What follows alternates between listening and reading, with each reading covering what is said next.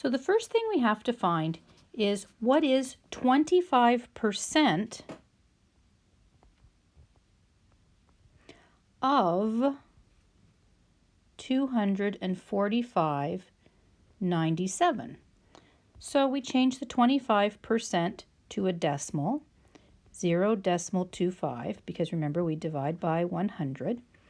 Change the of to multiply, 245.97. That equals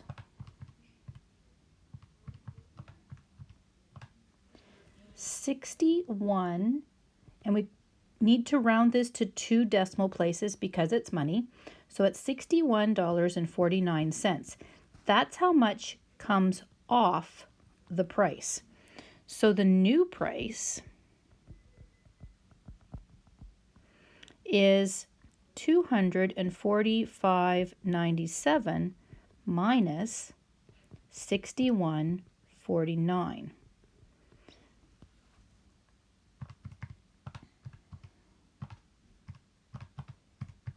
Equals $184.48. In part B, we're going to put the sales tax on that. So what we have to do is find 13% of the new sale price, $184.48. So we change the 13% to a decimal, change the of to multiply, 184.48.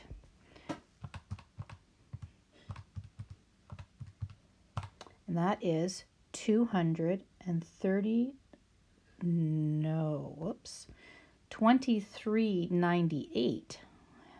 Missed my decimal there. That's the amount of tax. Then we have to add the tax onto our sale price, 184.48 plus the tax of 23.98 for a final price of